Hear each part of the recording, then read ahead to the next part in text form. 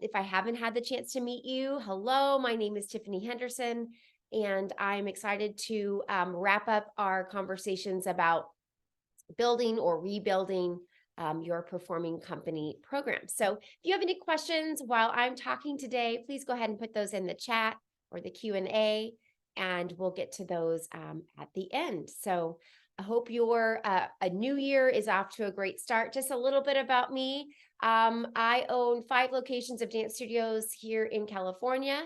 I've had up to 7, actually, I think there was maybe 9 at one point of time, dance studio locations. I'm also the founder and creator of the Twinkle Star Dance program and Dance the Dream. I am doing, if you're a dance studio owner on this call, I am still running my studios. I'm still managing my performing company program. And so I speak to you, from doing your job at the same time. So I feel like this is always a part of our business that we love. It's a love-hate, right? And it's actually an essential part sometimes of a dance studio model, because it does give that path for dancers to grow up into, but it can sort of take your life over. So we've been talking about ways to find vision and to sort of reinvent it each year, and sort of make it in the shape that we want to each year. So I'm going to kind of just recap a little bit what we've talked about in our previous sessions if you've not been with us. And then we're going to talk today, we're going to focus on a calendar of events and really creating a nice balanced calendar of events for your dancers. Okay. At one point in time, I had 300 performing company dancers. Sometimes that's the size of people's dance studios, right? So, and of course, I've owned my studios for 24 years. So I speak to you from coming from a sort of a law of numbers, if you will, like, it's like, okay, we know that every year we're going to have a mom complain about this. And we know that every year we're going to have these things. So a lot of things that I'm going to tell you is really based on experience that I've had, and what I know might happen no matter where you are in the world, because of the sheer amount of numbers that we've had go through our program. Okay, so we're going to dive in today, but I'm going to recap just a bit of what we've talked about in our earlier sessions. So just to remind you, first, in our first session, we really closed in on what is your vision and what do you stand for. So making sure that you really, and hopefully you guys have, if you've been with me since the start of this, you've really kind of figured that out, or sort of reimagined what you want this to be. If this is the first time you're hearing this is where you want to start, right? How do you see dance as a benefit to your dancers and the community? And you take it from there, and that's where you start everything in rebuilding or building your performing company. So I want you to build a program based on intention and not short-term goals. So what is the intention? What do you want your dancers to have learned when they leave your dance studio and go off to wherever they're going, whether it be college or their next phase in life? So it's a broader picture and not so much like we just want to win dance competitions. I feel like if you start from that, you'll build a stronger foundation and something that you actually enjoy being a part of yourself. Okay, so you're going to take that intention and vision, and you're going to make your mission statement with that. So use that dance philosophy and those benefits that you feel that dance and your studio give to your community and the dancers, and then create something that says to your customers or your families tell them what your program's going to do, your goals for your dancers, and what you want your dancers to accomplish. And this can be sort of just made into a mission statement and something that you're going to make sure that you communicate to your dancers. Okay, and you can kind of see here what it is for us. Okay, so just opportunity to enhance their skills through performance. Also serves as a guide for older dancers on their path to a professional career or college. Recreate fearless dancers with strong bodies, curious minds, and passionate hearts. So again, it's big picture versus small things that say, okay, we're going to go to these competitions and we're going to be the best studio and all those things. It's something that we want for the dancers as a whole as a whole, as human beings, right?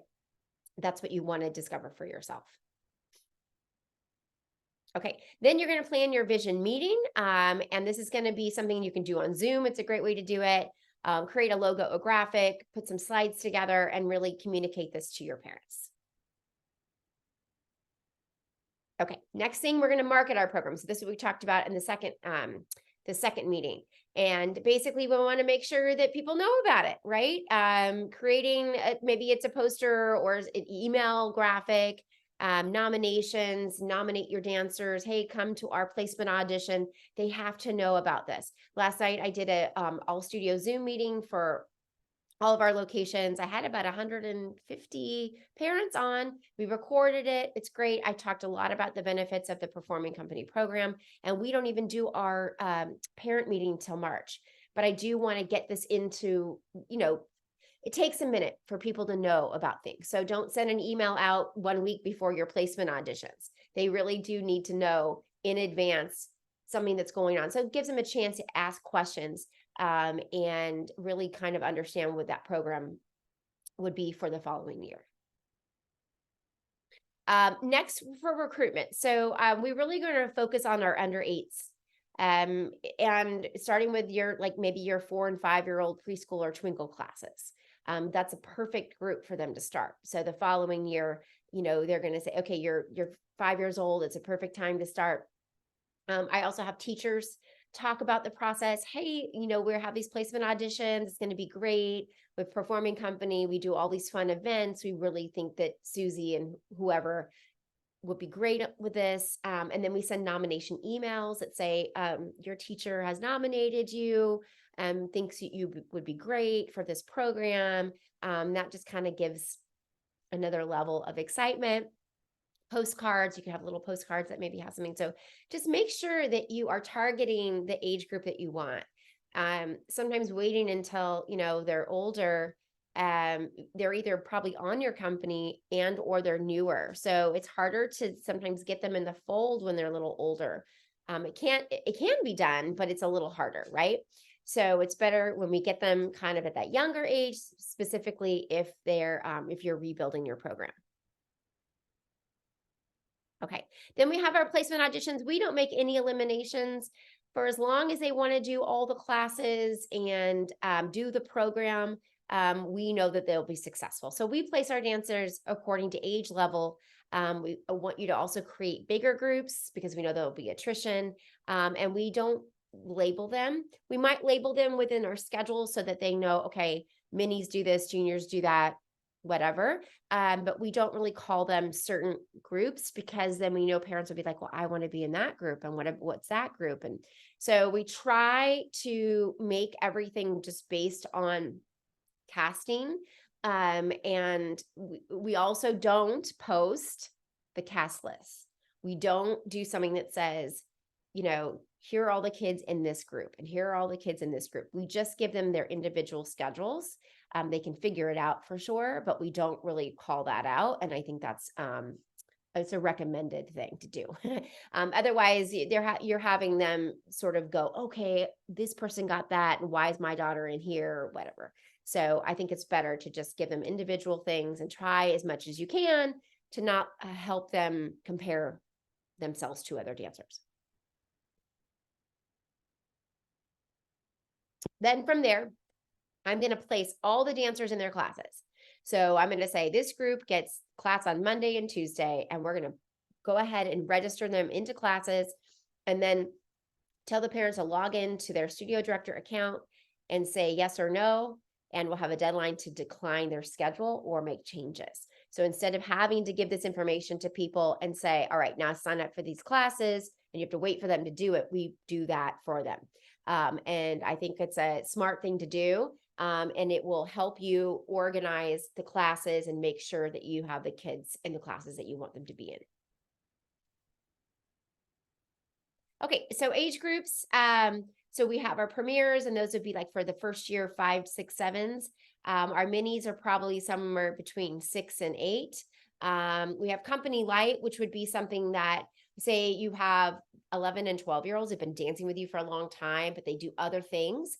And this is about creating maybe one rehearsal with a ballet class or something like that, and then they can join. So the whole point is to try to find ways for a lot of your dancers to join this group. You can have this kind of elite pre-professional track where they're taking 10 hours a week. That's great, but the sweet spot really is 2 to 3 hours a week. If you look at what's best for your dance studio business, that's it, right? Getting these dancers to take, maybe it's just only 2 hours a week. So they go from 1 to 2. Don't make that jump too high for them if you're trying to rebuild as well.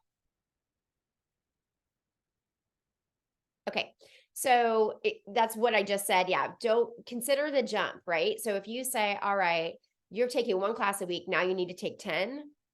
That's a huge commitment, time commitment, financial things like that. You may not be building on that. So just think about that. And then every year you can ramp that up because they know they like to dance. The parents are more on board, what they're paying, things like that. So just think about your class requirements. And if you are rebuilding or starting a new program, I would just kind of dial those back. They can always add more, and they usually will. But I think it also can, if you have too many class requirements for 20 kids, it might also completely hold your class schedule hostage, if you will, because now you can't find enough time to put your twinkle classes and things like that. So just consider your class requirements. Okay. So I want to kind of shift into, those are the things we talked about in the first 2 sessions. If you were with me, that's just a little reminder on those. If you weren't, that's just a very quick recap. But I do want to shift into talking about, why we actually have performing company programs at our studio. Because from the outside, we had a business analyst come in and say, okay, tell me about your business. You would say, okay, we do classes and this, that, and the other. But when it comes to this part of our business, it really doesn't, it's not about money. And, parents think it is because they're paying a lot of money to do it. And a lot of times they're paying money to outside organizations and not so much you, right? So they actually feel like they are single-handedly keeping you open. And they're really not, because a lot of times you have those multiple class discounts. And also you're spending like 99% of your time on about 1% of your student population, which is the truth, right? But the reason we do that is because, we were dancers, we grew up dancing, we did whatever you did in your life as a dance person. You had that journey, that adventure, and then you open the studio to sort of continue this. And so in a way, we keep dancing through our students. And we're shifted to a different process. But when we watch them on stage, we are sort of reliving it, if you will, and they become an extension of us. And that's not a bad thing, but it's something to understand. When you just have to understand that about yourself and about the fact that like you're connected now on an emotional level that's not about business.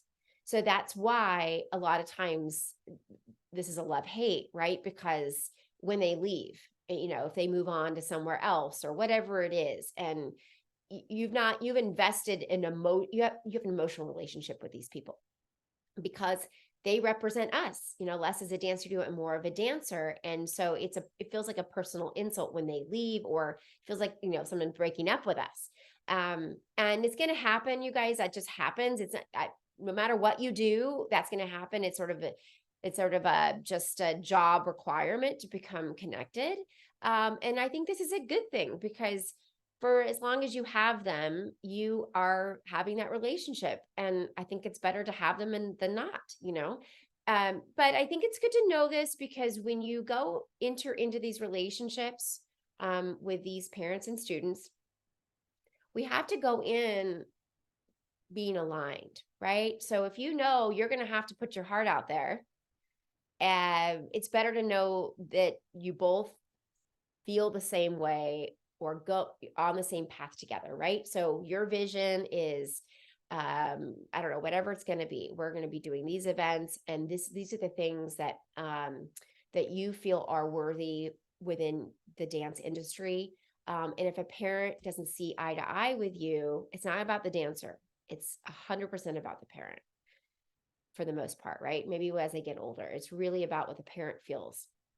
And so if they don't see eye to eye from the beginning, you're going to enter into this relationship and then they're probably going to leave because they want to do 10 competitions and you're only going to do one, whatever the case is, or you do none, whatever it is, right? So making sure you're entering into this relationship. So make sure that you have people on board with you that know exactly where you're going to take your dancers.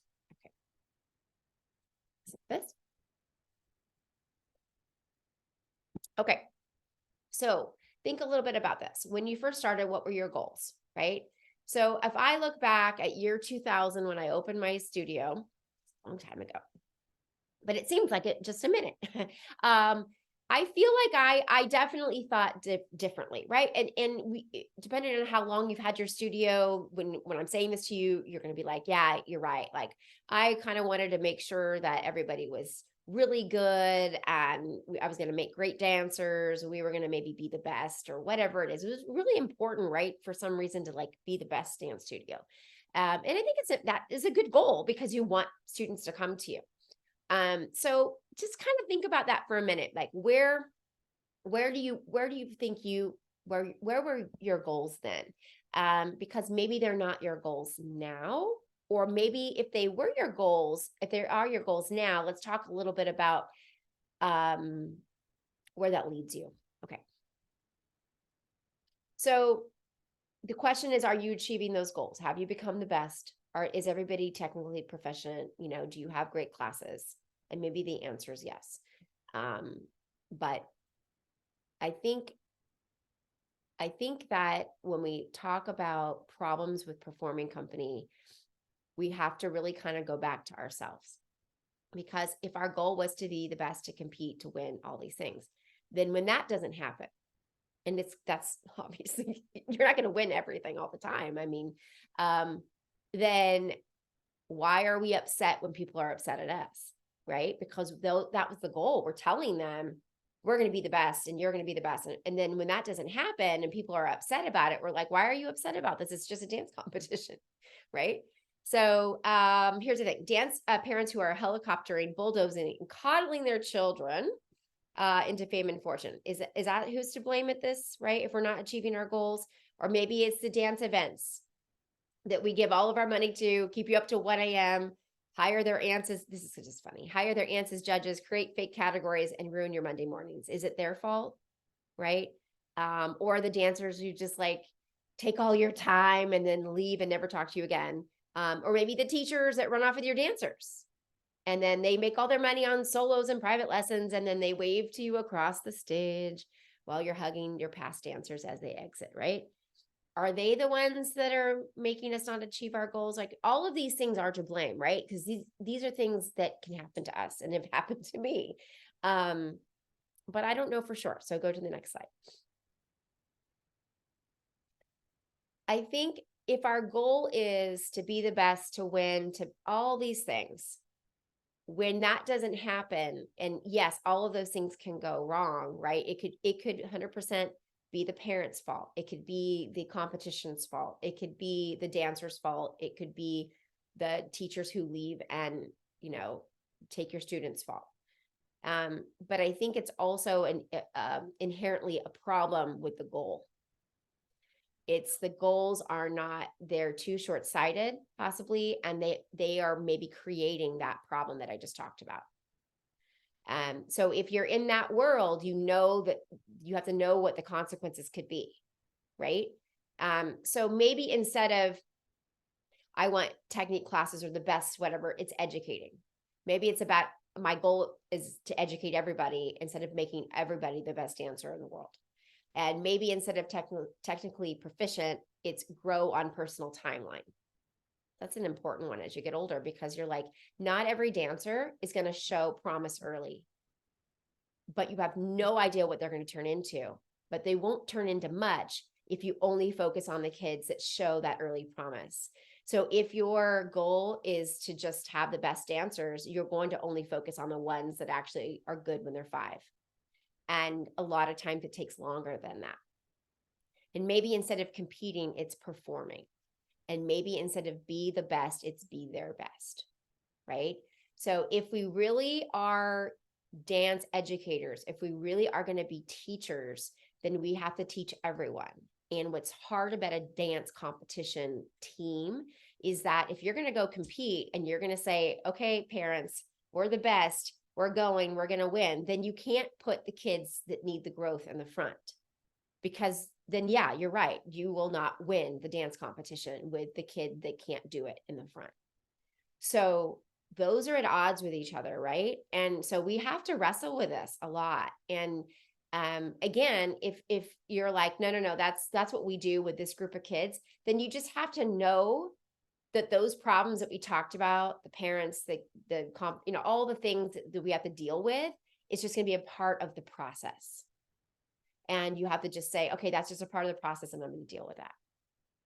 But if you're like, I don't like that anymore, or I don't like that at all, then we're going to have to go back and redefine our goals so that you can maybe stave off some of those things, right? So I think that's just something I want you to consider and think about specific, it's a part of your vision too, but thinking about when you make your calendar of events, we want to do these things possibly other than the other things, because we don't want to deal with the things that we talked about. Okay, moving on. Okay. Yes, but who decides how your performing company works? You do. So even though all these outside forces, which are parents and teachers and competitions, whatever the thing is, okay, and you feel like, well, I can't manage this, like it just happens to me. The truth is, you decide everything, every little thing from the top detail down. So that's really important to remember, that you are the person that gets to decide. I do a lot of consulting with dance studio owners one-on-one. And sometimes I'll talk to them and say, okay, what's going on today? Oh, I've got this group and these parents and I got this one teacher, and I will tell them, this is what's going to happen. I hate to tell you this, but I can tell you right now that at the end of the year, they're probably all going to leave anyway. I just know it. And so maybe it's best to just say, we're not doing performing company this year. Maybe we're just not going to go to that competition, because if they're all talking about you over here and you're sitting in the theater right here, that's not a good feeling. And a lot of times people go, oh, it's okay, I'll just go to that last one. And then I'll tell them, well, why don't you, no, just say it's canceled. Well, I couldn't do that. Well, you could do that. So that's the thing. And every time they'll come back to me and say, you were so right, because they all did quit. And I should have just I should have just canceled it. And I know that's an extreme case. Do you know what I mean? But the truth is, I want you to be in more control, because we don't work this hard to put ourselves in these positions. It's like we're doing it to ourselves, right? So we want to make sure, I want you to make sure that you know that everything that happens to you is within your control for the most part. Okay. You are the gateway. Dancers and parents only know what you show them. You're going to tell them what's important. So when they're 5 and you say, brand new little dancer, come to me, you're going to bring them in, recruit them, all this thing, and you take them to that first event, you're telling them this is important. This is what you should be doing. So you have to really consider what you're going to show them and really consider what you tell them is important.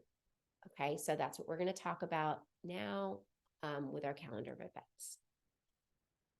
So we want to create a company instead of a competition group. So I never did from the beginning, because I thought that was weird. I went to U of A, dance professionally. When I came back, I opened the studio. I was like, no, I don't, it's not a team. We're not a sport. Like I'm an artist.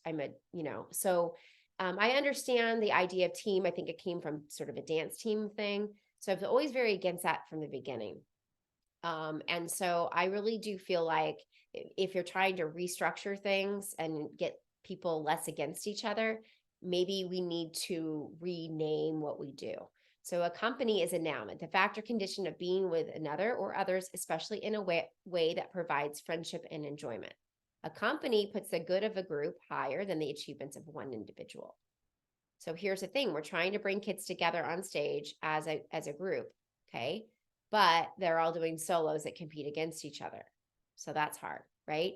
So there's a lot of things that don't quite go together here, but we still want to do it. And I'm trying to help us all find joy in this. So maybe make sure you're creating a company versus a group that competes against each other, or even other people. Like, yes, you're going to go to a dance competition, but we want to make sure they're working as a company. So I want you to put the art back in dance. Dance is a performing art. It's not a sport. It's not. That's why you don't see dance at the Olympics, because you can't put it in categories. There's not compulsories like gymnastics and things like that. And as much as I love that the dance competition idea gave our kids opportunities to perform, it also tried to shift it into a place it doesn't fit. That's why we bang our heads against the wall, because we're trying to compare things that can't be compared. And I'm not saying don't do dance competitions. I'm just saying it inherently is an issue. So we know that our dancers need an outlet for expression and not another opportunity to be judged, right?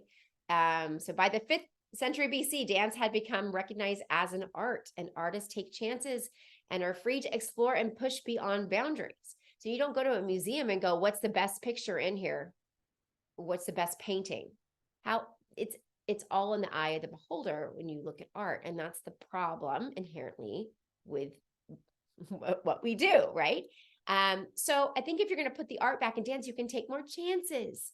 Maybe you can do that thing that you have always wanted to do, but you know what do well at a competition because it doesn't show off certain things, but you know that's something that you want them to learn. And wouldn't that feel great to be able to create? So if you're still doing choreography, to create something that where you don't have to think about in the back of your mind, like, what are the judges going to think, and how will this do? So anyway, I implore you to try to put the art back in dance where it belongs, and to create events and things for your dancers where your teachers and maybe yourself can feel freer to take chances with your kids. All right, so we're going to talk about creating a balanced performing company calendar that achieves those goals for the dancers, keeps art and company at top of mind, and progresses all dancers at all levels. I know that seems like an impossibility, but that would be our goal, right? Okay. So here are my performing company design. I want to have physical and mental strength, which is dance training. I want to help my dancers have emotional expression through performance. I want them to learn leadership through student teaching and have a creative outlet through student choreography. So I'm going to build our calendar events around those ideas. Okay, so I'm going to go through my sample performing company calendar just so you can see kind of what it looks like. Of course, copy it, take notes, whatever you want to do. But for the most part, you're going to create what works for you. So we start off with our summer dance intensive, 2 weeks in July. This is mostly, some of our dancers have to take both weeks. A lot of dancers can do sort of a daily thing. We do our Nutcracker auditions in August. We have our Raising the Bar Halloween party in October, and that's where our older dancers come and they learn twinkle dances, and they actually run the whole party. So that's a part of their student teaching that they get. We do our Dance the Dream Parade in November for our Holly Jolly Jubilee. Of course, this is a non-competitive event. This is great. They have poms. They learn about lines and things like that. So something completely different from their contemporary dance. We do our First Republic Bank holiday shows at the Palace Hotel in San Francisco, where we take our Nutcracker dances and perform them for this corporate party. And then our dancers are in 6 of our dancing holiday magic shows in the opening number. And remember, our littlest dancers are not doing all these things, you guys, right? So this just gives you an idea. All right. Then we do our Nutcracker. We have 4 shows. All of our performing company dancers are in that from age 5 through 18. Then January or February, we do our studio showcase series. So we do works in progress in the studio. Don't forget about your in-studio stuff. Even if you're small, even if you have a small studio, bring the parents in and show them what you're working on. It gives the kids another opportunity to perform. It's free for everyone, and it gets them ready to be on stage. We have another Raising the Bar Valentine's Day party in February where our dancers come and lead dances for the younger dancers. And then we do our company dress rehearsal and pizza party in March. So this is where I'll bring the dancers in. It's like a showcase, but it's the dress rehearsal. Again, it's in the studio. You can break it into a section so you don't have so many kids or parents in the studio at one time. And then I order everybody pizza. I get a chance to talk to the parents at the end. It's super fun. We attend one dance competition in March, one dance convention in April. And then in April, at the end of April, these are a lot of Aprils, you guys, but you can put them however you want to stack it up. We do our company concert and gala showcase and our guest master series that we'll talk about in a second. And then in May, we do So You Think You Can Choreograph. That's an in-studio event as well, or you could do it at a theater, whatever you wanted to do. And this is showcasing all of our dancers' student choreography. And then we have our workshop for our student choreography and mentor workshop. Then we do our storybook recital for our twinkles, and then our footloose recital. And they're in all of those things. A lot of our, so look at all that performing, all different shapes and sizes. And, you know, they're doing student choreography, they're getting to teach, they're getting to do Nutcracker, they're getting to do contemporary and tap and hip hop and all the different things within 1 year, and only 2 competitions, right? So it doesn't have to be your whole thing, because maybe Nutcracker's their favorite thing they do. Maybe it's a footloose recital when they get to be in the opening number. So it's all about balance, you guys. It's all about balance and finding different opportunities for the kids to find themselves as dancers as well. Okay. So there's just an image of our Disneyland parade. If you get a chance to take your kids to do anything like this, it's wonderful. There's no competition and there's no front line, back line. It's all, you know, going straight down the line. It's just pure joy. Parents are happy. They get to work as a team. So consider doing something like this. Of course, we produce Dance the Dream. We'd love to have you at one of our events. We don't work in Disney World, but I know they have events there. So depending on where you are in the world, finding these competitive events is key.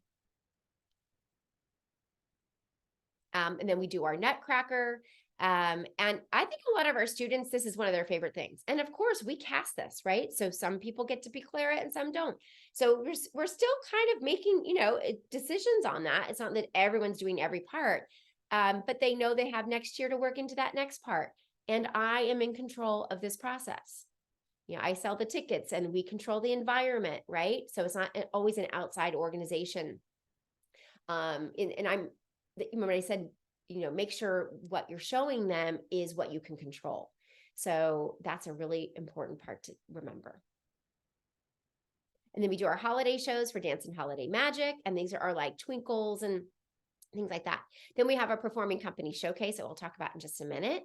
And then we also have our master series with guest workshop. So I'm going to talk about this a little bit, because when you're thinking about maybe backing off competitions a bit, you think about, but where are they going to perform, Tiffany? And I hear you on this. So possibly you're creating one event a year that you are in control of, that gives them sort of a guest teacher. We bring in guest teachers and then we have a showcase. So we're going to talk about that now. Okay.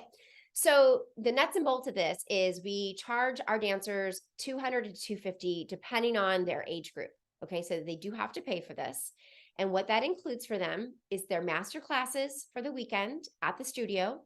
They get 4 tickets to the showcase performance. We do special awards and we do a parent showing at the end of their master classes. So a sample schedule would be on a Saturday, classes at the studio will run from 10 to 1. And then they go do their showcase. The showcase would start at 4 and that runs from 4 to 6. And then we do a little reception after. And then on Sunday, they have classes again. And at the end of those classes, we do a parent showing and dancer recognition with our guest teachers at 3:30. So it's a weekend event. What I do is I rent the theater. At this particular theater, we didn't have them buy tickets because it's included, right? So I just charged everybody that amount. And then we just let them go on and select their seats. It was open seating, but they got to select their seats, and then they can go have a seat. We also did solos, duos, and trios in the first act. So that way, if your child isn't a soloist, then they don't have to sit through all of them, right?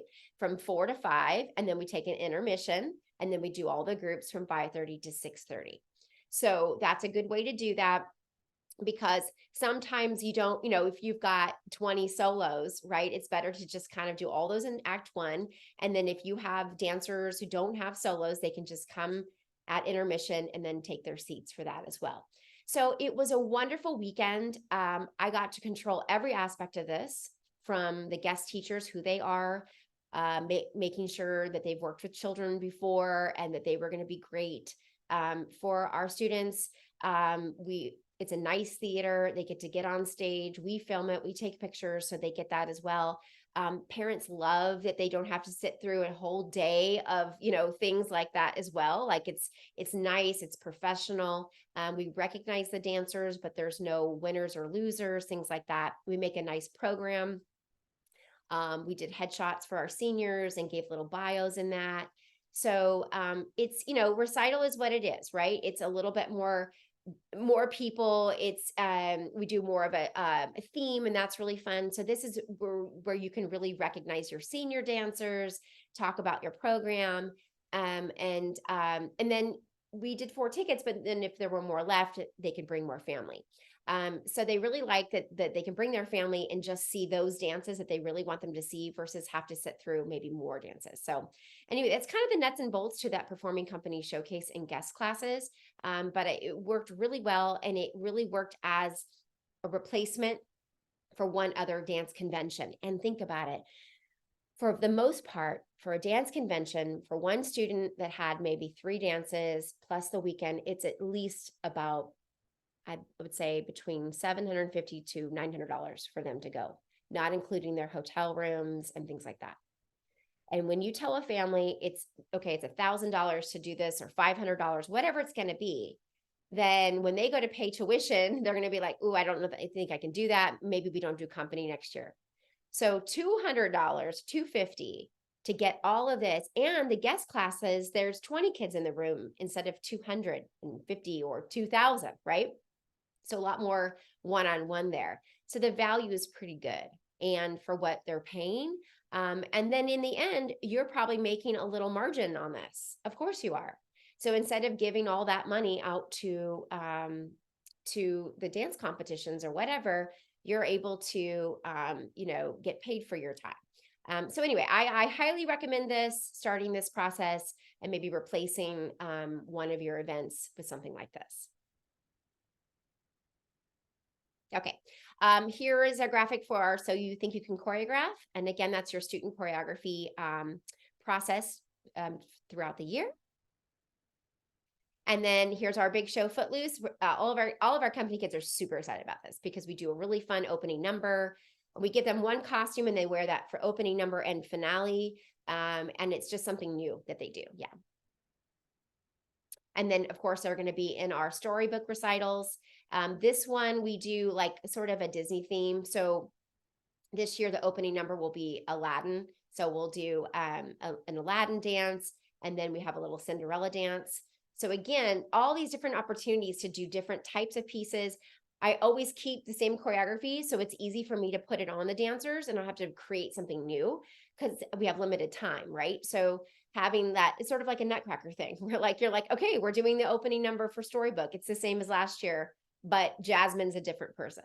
So that's an idea as well.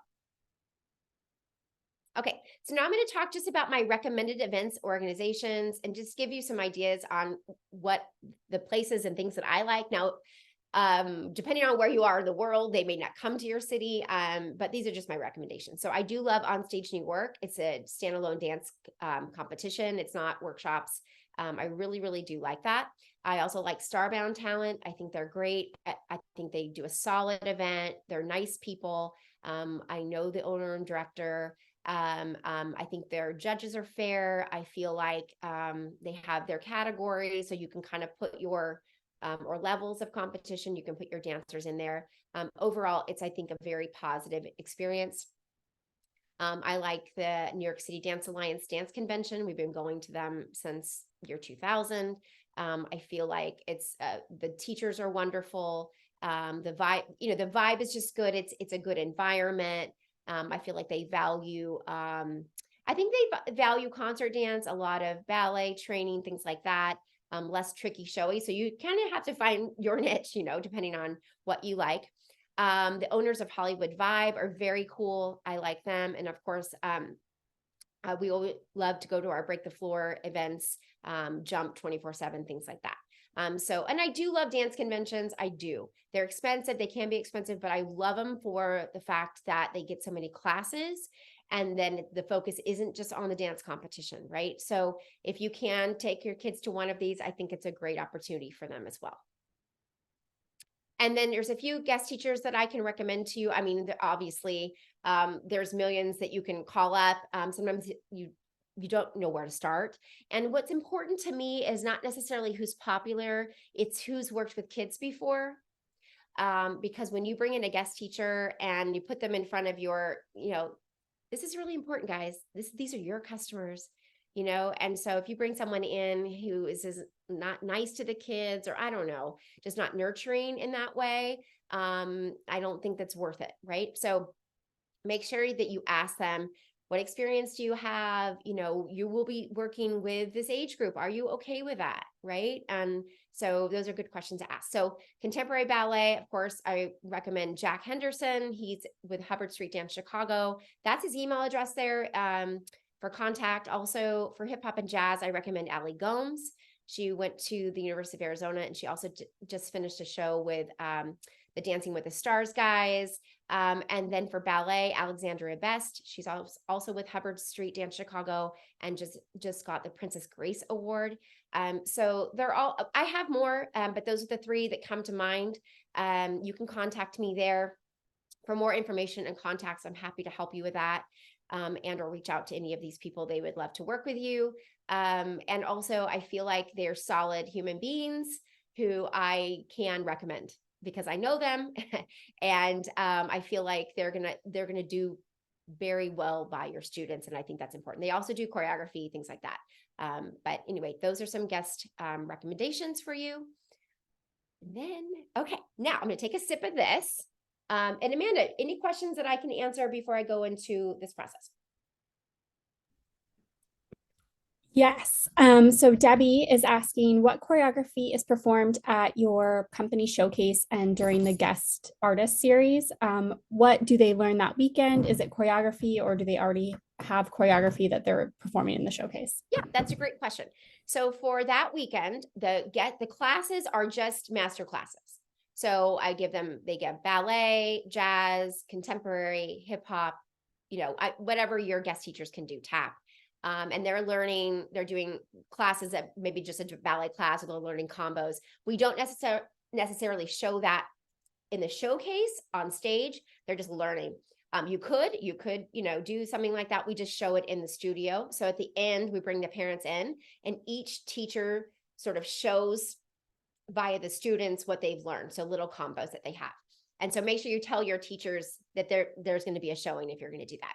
As for the showcase, those are their performing company dances that they've worked on all year. So maybe the dances you took to dance competitions or whatever. Okay. So that would be their tap, their hip hop, their jazz, their contemporary, whatever that is. And if you have any solos, duos, trios, things like that, they would perform there. So those are dances that they've been doing all year. They're ready to show. I would say that the best time to do this is sort of later in the season, right? So maybe April, May, before your recital.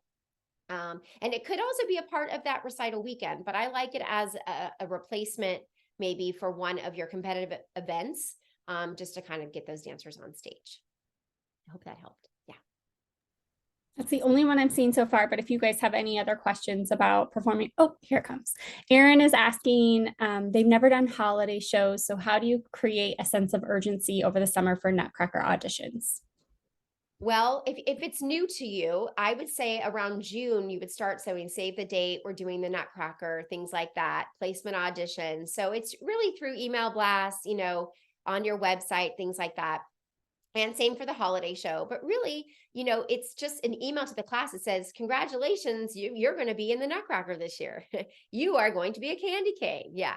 So I think that's basically how you have to start it. You could start it by doing a teacher meeting, or not teacher meeting, a parent meeting that says, like, these are the things that you can look forward to the next year. But honestly, you just kind of go for it. And then I promise that holiday show will just completely take off. Debbie's just saying thank you. She has a performing company group and they don't compete. So it sounds like Oh, that. This sounds like amazing. something right up her alley. Right up your alley. Yes. And I would say one thing about the guest series and all that, you'll want to contact whoever you're going to bring in, like, well in advance, because a lot of these people are performing or doing things. So, and that might dictate when you do it. Right. So you're like, okay, I'm going to do this on May 4th. I'm like, oh, shoot, I can't do May 4th. So just once you get whoever you're going to bring in, start having those conversations, do it earlier than later so that you can organize all that around what you're doing.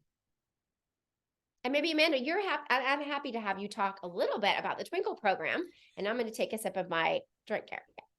Absolutely. Yeah. So I know in putting these notes together, Tiffany was like, we would kind of be remiss not to talk about how you build a performing company program if you don't have one already, or how you can rebuild. I know during part one, she really talked about sometimes you have that group, those 12, 13, 14-year-olds that decide they don't like dance anymore or get disgruntled and move to another place. And the exciting part is you always have that group of rising 4 and 5-year-olds that you can bring into the fold in your premiere or debut or whatever you're calling it, that kind of introductory to performing company. And so if you're not already using the Twinkle Star program and you're looking for a system that is proven and you're able to just kind of plug into your existing classes, I definitely think Twinkle Star Dance is something that you should consider. Obviously, Tiffany developed it and she's been teaching these classes even before the year 2000, but we've really refined and continue to make updates to them because like Tiffany said, she still is in her business and running her business.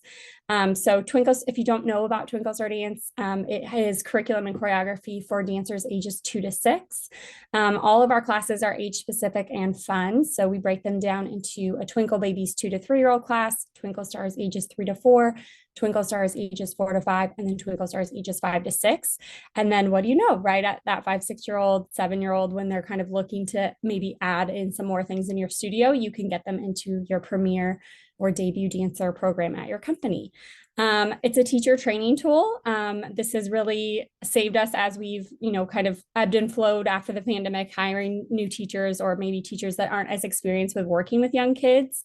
So all of the content is delivered through written lesson plans, coordinating streaming videos. We have music playlists. So you can essentially get your teachers up and running in as little as 24 hours. We've done that before. It is a business system and strategy. So we're never going to say in the lesson plan, here's a scarf, here's a cute song, have at it. Everything is very exact, which I think if you are kind of working with young 20-year-olds, mid 20-year-olds, a lot of them, if you say, do a tap lesson, do a tap warm up with them, here's a cute song, they might be like, well, how exactly do I do that? And so we very much are saying, here's how we progress the dancer from month to month.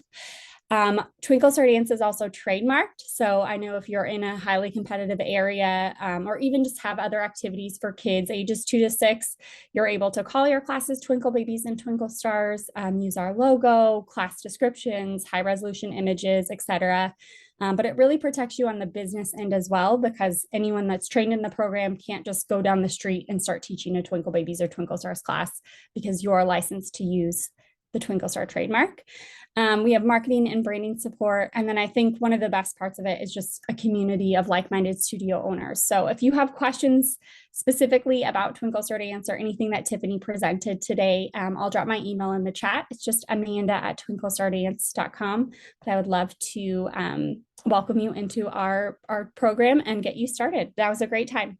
Yeah, great. Thank you, Amanda. And I think Erin's saying, this is coming at a great time as a parent myself. I'm finding competition getting more expensive, adding fees to pay my teachers, and now comps are adding mandatory digital fees. Yeah, I'm not sure what that is. Is that you can share that with me. I want to bring more value to my families. Yes. So I think it's balance, you guys. It's just a balanced approach. And I think if the only events they do are dance competitions, then of course that's what they think is important. And so when they get upset when something hasn't happened or whatever, and at the same time, they're having to spend thousands of dollars on this. So that's why they get disgruntled. It's when they start having to spend more money. And so they're thinking, gosh, this has to be worth it, right? And that's just a cycle you don't want to be in, right? You got kids, and then we're trying to all solve this or achieve this through children, right? And so we put pressure on the kids, they put pressure on their kids because they're spending all this money and all this stuff. So it can be a recipe for disaster, but I think it can be a nice addition to your whole calendar. I don't think you have to, eliminate it altogether unless you want to. In some ways it might be good to try it with a new group of you don't take them at all and see what happens. Like, what happens to these kids? Do they stay in longer? And I revamped everything that I did. And I would tell you that our retention is obviously better on company kids because the parents are having to spend less and there's less competing against each other. There's less focus on that, right? But the dancers are still progressing and doing great. And here's the other thing, and I've said this before, I am able as a choreographer, as a teacher, to pull the back line to the front and give them opportunities. And by doing that, it makes them better. And because I know that my showcase is mine. And so it's okay. Like, I know that one part of the dance will be harder for them, but if I keep them in that back row, they're never going to grow. And so, but I can't do that if we only have to go to competitions, because then we won't do well. And then the parents will be upset, right? And nobody wants to sit there while people are judging you and say, your studio isn't good. So anyway, it's just a little something that I've discovered through this process. Okay, Erin's telling me that video and pictures are not optional, is now required with Star Dance Alliance. Okay. Yes, I mean, I assume that their businesses have reasons for all of these things. And again, like, I'm very picky about where I take my customers. So it'd be like Subway sandwich. Like, I'm a customer of Subway sandwiches, and they're like, you know what? Instead of sandwiches today, I'm going to take you over to pizza, and we're going to eat pizza over here for lunch because I want you to have this experience. I'm going to collect your money, but then the next day you're like, you know what? I'd rather have pizza for lunch. Does that make any sense? Like, we are literally taking our customers who give us money to outside events and possibly showing them something that we don't want them to see, or does that make any sense? So just be very careful about what you choose. And I would say choose the events that are maybe going to grow your dancers that you align with, that you actually respect their opinion. Know the judges. If there are judges, you need to know where they're from. Who are there? What are their backgrounds? Are they studio owners? That's fine. We can have studio owners judging. That's okay. That's not saying I'm a studio owner, but do we want it to be working professionals, right? Do we want it to be a mix? And that is up to you. And I can't tell you what that is for you. I know what it is for me. I know the types of pieces we put on our kids.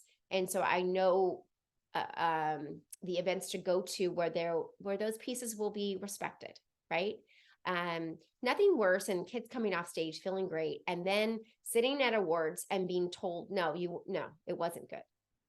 And I'm not trying to say, let's just tell kids they're good all the time and there's no value in that. That's not the thing, but it's all in the eye of the beholder.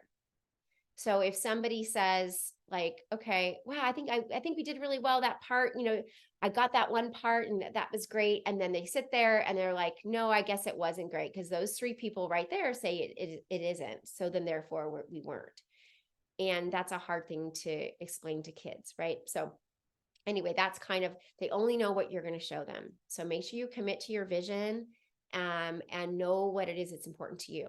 And if you're going to try to make some of these adjustments, remember when you make those changes, you might lose some people that don't share your vision because your vision used to be 9 competitions, but now your vision's changing. And so it's okay if some of your dancers or families seek that out somewhere else because it's hard to make that switch sometimes. But you're going to create new groups of dancers aligned with what you're doing, if that makes any sense. All right.